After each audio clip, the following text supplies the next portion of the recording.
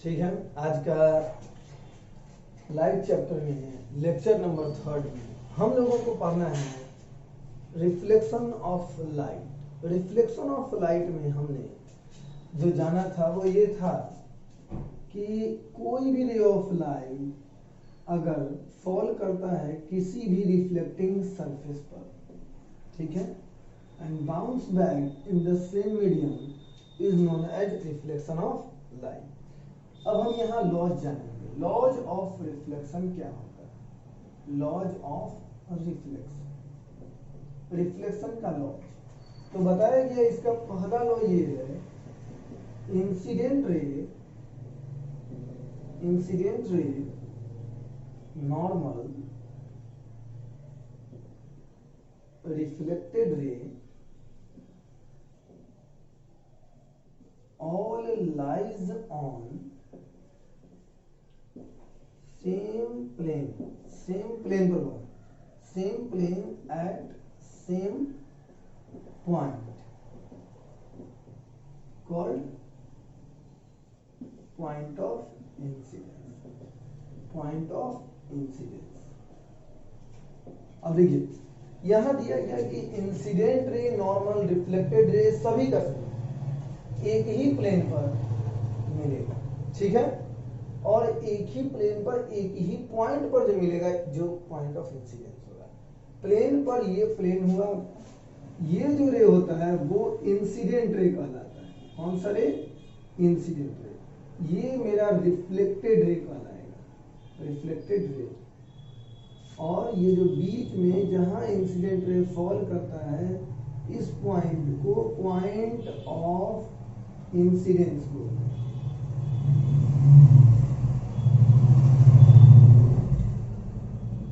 और ये हो गया नॉर्मल। एक इमेजिनरी लाइन जो जाएगा पास करेगा वो नॉर्मल होता है, ठीक है। अब आगे देखते हैं सेकेंड।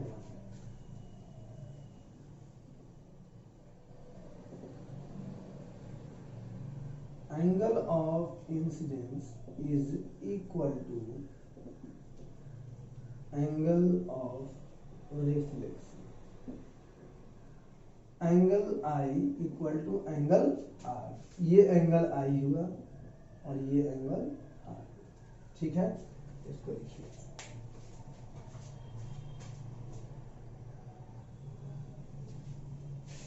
अब डेफिनेशन देखते हैं कि वन बाय वन कि आखिर क्या क्या कौन सा चीज को हम लोग जानेंगे। तो इंसिडेंट रे क्या हो गया? द रे which falls on reflecting surface. वैसा रे जो रिफ्लेक्टिंग सरफेस पर फॉल करेगा। रिफ्लेक्टिंग सरफेस पर क्या होगा? पड़ेगा। जो रे रिफ्लेक्टिंग सरफेस पर पड़ेगा उसी रे को हम इंसिडेंट रे कहेंगे, ठीक है। अब reflected ray,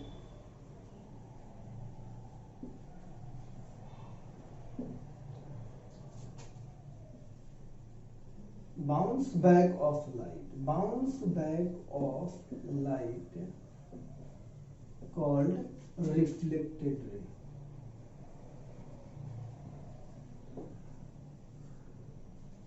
normal bounce back कौन हुआ? जो वापस चला जाए, जो भी रे ऑफ लाइट, वो रे ऑफ लाइट मेरा रिफ्लेक्टेड रे कहलाएगा। नॉर्मल क्या होगा? An imaginary line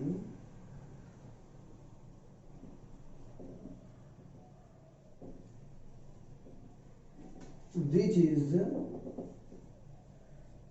perpendicular on point of incident to the plane। Normal क्या होगा? एक ऐसा इमेजिनरी लाइन जो पॉइंट ऑफ इंसिडेंस पर नॉर्मल हो। किसके बेसिस पे? तो प्लेन के बेसिस पे। उस पॉइंट को हम लोग नॉर्मल कहते, ठीक है।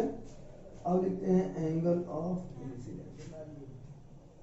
Angle of incidence, angle of incidence क्या होता है? The angle formed between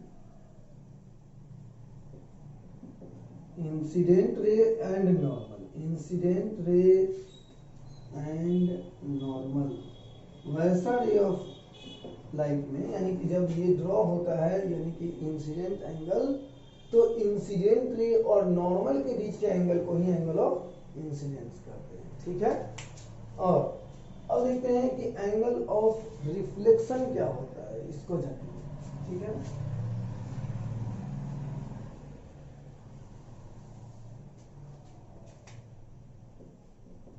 angle of reflection,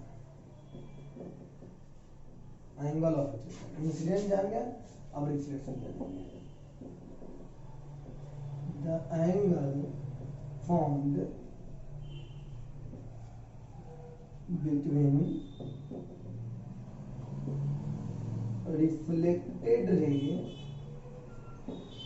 and normal, वैसा एंगल जो रिफ्लेक्टेड रे और नॉर्मल के बीच में बने, उस एंगल को एंगल ऑफ रिफ्लेक्शन कहेंगे। अब एक लास्ट है point of incidence, point of incidence, point of incidence क्या होता है? The point at which incident ray falls on mirror, mirror की जगह आप रिफ्लेक्टिंग सरफेस भी लिख सकते हैं, रिफ्लेक्टिंग सरफेस। तो किसी भी रिफ्लेक्टिंग सरफेस पर जब रे ऑफ लाइट दैट मींस कि इंसिडेंट रे फॉल करेगा और उस पॉइंट को, ठीक है, हम लोग पॉइंट ऑफ इंसिडेंस, इतना दूर में तो कोई दिक्कत नहीं होना चाहिए। चलिए तो आगे बढ़ते हैं, लिख लिए। वीडियो को आप लोग पॉज करके जो नोट्स लिखा रहे हैं उसको लिख सकते हैं, ठीक है। चलिए तो अब ये डेफिनेशन यहाँ पर जो भी दे रहे थे वो क्लियर हुआ।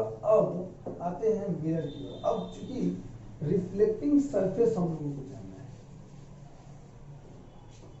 तो देखिए जब भी बात होता है तो स्फेरिकल सरफेस पर लेते हैं, यानी कि स्फेरिकल मिरर को कट करते हैं, ठीक है। तो यहां से जब हम लोग स्फेरिकल मिरर को कट करते हैं, स्फेरिकल मिरर को कट करेंगे तो देखिए ये मिरर ऐसा है, ठीक है। इस मिरर को 3 पोर्शंस में हम डिवाइड करते हैं, ठीक है। 3 पोर्शंस में डिवाइड हुआ, एक सरफेस लेते हैं तो ऐसा बनेगा, दूसरा साइड का सरफेस लेते हैं तो ऐसा बनेगा, तीसरे साइड का यदि लेते हैं तो मेरे पास जो सरफेस आता है वो ऐसा आता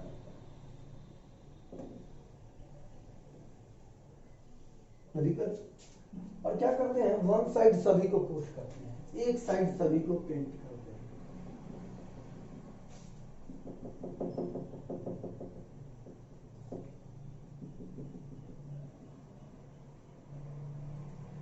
ठीक है, तो जिसका इंटीरियर पोर्शन जो है वो आपको पेंटेड होता है उसे हम कॉन्वेक्स बोलते हैं, कॉन्वेक्स मिरर। जिसका इंटीरियर पोर्शन रिफ्लेक्टिंग होगा, दैट मींस रिफ्लेक्शन यहां बनेगा, इंटीरियर केव लाइक स्ट्रक्चर, केव है ना, गुफानुमा बना है, तो इसीलिए इसका नाम है कॉनकेव मिरर। और ये मिरर होगा प्लेन मिरर। अब ध्यान दीजिएगा कुछ बात को, जब सेंटर की बात करेंगे तो सेंटर यहां होगा, दैट मीन्स कहने का मीन्स कि इस मिरर पर यानी कि प्लेन मिरर पर सेंटर खुद उसके ऊपर रहेगा, जबकि कन्वेक्स में सेंटर कहां रहेगा, यहां रहेगा, समझने में कोई दिक्कत। और कॉनकेव में सेंटर कहां रहेगा, तो इधर रहेगा, देखो ऐसे है। तो सेंटर यहां पे मानेंगे, ये याद रखना है जब हम लोग फिगर ड्रॉ करेंगे सभी मिरर का, तो उसमें यूज करेंगे इसके खुद के सेंटर के लिए, ठीक है। तो इसी का नाम सेंटर ऑफ कर्वेचर बोलेंगे। अभी हम लोगों को तत्काल जो आज का टॉपिक होगा वो प्लेन मिरर पर इमेज के फॉर्मेशन से रिलेटेड होगा, ठीक है। चलिए तो इसको लिखिए और इमेज करते हैं। अब देखिए formation of image on plane mirror पर इमेज का फॉर्मेशन जो होता है वो कैसे होता है ये जानते हैं। यानी कि एक तरीके का कहा जाता है कि अगर ये प्लेन मिरर पर इमेज अगर फॉर्म हो रहा है तो देखिए ये प्लेन मिरर बना देते हैं।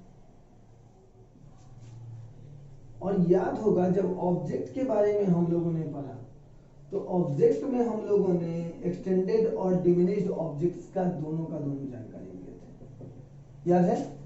तो इसके लिए कुछ रूल्स भी आते हैं। रूल क्या क्या है?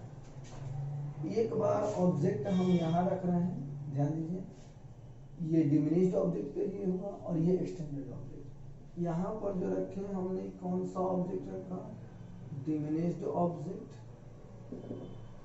और यहाँ पर जो रखा वो कौन सा ऑब्जेक्ट? तो एक्सटेंडेड ऑब्जेक्ट। कोई दिक्कत? अब आते हैं यहाँ पे। तो देखिए कुछ रूल्स है इमेज फॉर्मेशन का।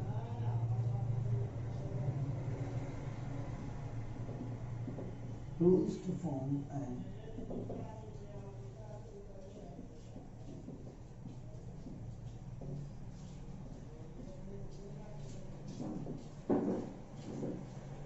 rules to form an image on plane। Image का फॉर्मेशन एक प्लेन मिरर पर रूल्स क्या है? First, the ray of light parallel to the maximum height of object and the ray falls on mirror। कौन सा mirror हुआ? तो plane mirror. ठीक है। सेकेंड देखिए, ये तो होगा यानी कि पहला रे ऑफ लाइट आपको जो जाएगा वो बिल्कुल ही यहीं पर जाएगा, पैरेलल गया ऑब्जेक्ट के मैक्सिमम हाइट से। क्योंकि ये डिमिनिश है तो पूरा का पूरा इस सरफेस पर ही चलते चला जाएगा, ठीक है। और जब यहाँ पूरा जाएगा तो चूंकि ये परपेंडिकुलरली फॉल कर रहा है तो वापस इसी पर आ जाएगा। दैट मीन्स अभी हमने क्या बताया था कि जब रे ऑफ लाइट परपेंडिकुलर यहाँ बनेगा incident point of incident ray fall किया, यहाँ से नॉर्मल आएगा और इंसिडेंट रे और नॉर्मल के बीच कितना डिग्री का एंगल? 0 डिग्री का एंगल। तो रिफ्लेक्टेड एंगल भी जो बनेगा वो 0 डिग्री का बनेगा और इसी लाइन पर वापस चला आएगा, ठीक है। अब सेकेंड जो होता है वो क्या होता है? सेकेंड रे of light falls on the pole of mirror के पोल पर जाएगा। पोल इसके एज को कटूंगा, ये वाली, ठीक है। तो यहाँ पर जाएगा और वापस एज्यूम करेंगे कि ये वापस चला गया था इससे, ठीक है। क्योंकि यहाँ पर कुछ नहीं है तो ये यहीं पे जाएगा और यहीं से वापस आएगा। लेकिन अगर मेरे पास एक डिमिनिश्ड ऑब्जेक्ट का कर रहे हैं तो कम से कम मिनिमम 2 रे ऑफ लाइट का जरूरत होता है किसी भी इमेज के फॉर्म। तो पहला अगर ये देते हैं अकॉर्डिंग टू रूल्स तो दूसरा भी हमको देना पड़ेगा, लेकिन दूसरा रे ऑफ लाइट हम किसी भी तरह देते, ठीक है। अब यहाँ पर पॉइंट ऑफ इंसिडेंट है, नॉर्मल है, ये रिफ्लेक्टेड बनेगा। तो देखिए ये समझ में आ रहा। अब third, the point at which reflected ray meet image is formed at that place। अब जहां रिफ्लेक्टेड रे मीट करेगा इमेज का फॉर्मेशन है। तो देखिए रिफ्लेक्टेड रे यहाँ कैसा है, ऐसा है। तो रिफ्लेक्टेड रे एक इधर जाएगा और एक इधर, कहीं भी मीट नहीं करेगा। यहाँ भी नहीं, यहाँ भी रिफ्लेक्टेड रे देखिए तो कहीं भी मीट नहीं करेगा, ठीक है। तो अब वैसे सर्कमस्टांसेस में हम imaginary line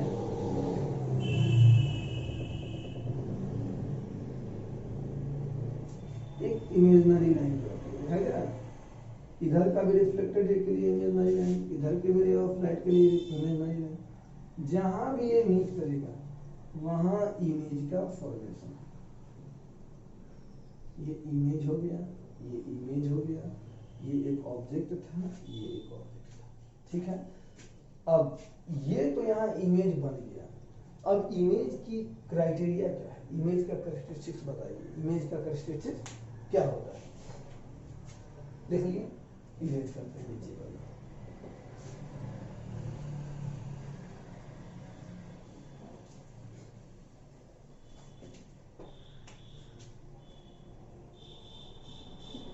characteristics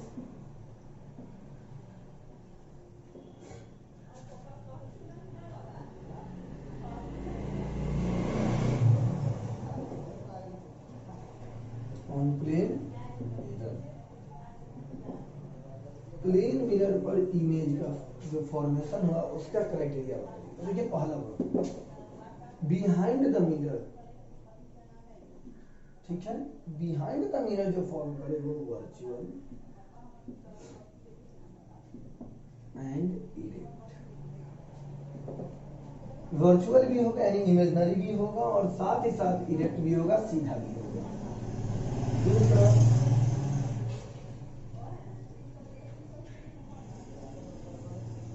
formed behind the mirror, mirror के पीछे बनेगा। Third object height equal to image height,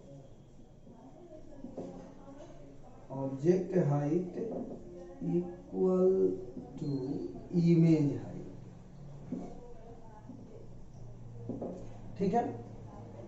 तो ये object height equal to image height का हो गया।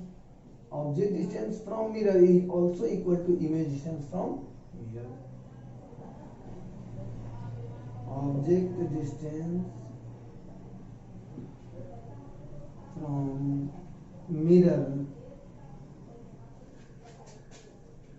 also equal to image distance from mirror, ये हो गया, ठीक है। इसके अलावा भी कुछ फिगर हम लोग ड्रॉ कर सकते हैं। जैसे एग्जांपल के तौर पे कभी कभी क्या करेगा कि मिरर को ऐसे दे देगा, ध्यान दीजिएगा, मिरर ऐसे दे दिया, पेंट कर दिया, बोला अगर ऑब्जेक्ट हम यहाँ रखें तो क्या, कोई दिक्कत नहीं है, ये रे ऑफ लाइट को परपेंडिकुलरली फॉल करवाइए, वापस इसी पे आएगा। दूसरा रे ऑफ लाइट दीजिए, जब ये जाएगा तो नॉर्मल ड्रॉ कर लीजिए और रिफ्लेक्टेड रे, क्योंकि हमको तो दो रे ऑफ लाइट चाहिए और रिफ्लेक्टेड रे को मीट करवा देना है।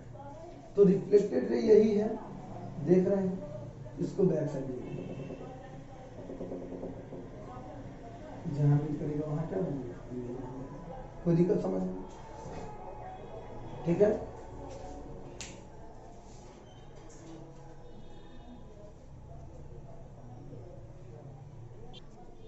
हाँ, यहाँ पे एरिया वेरिएशन, यहाँ पर भी एक और बता दें, तो ये तो डिमिनिश्ड ऑब्जेक्ट हो गया, डिमिनिश्ड ऑब्जेक्ट,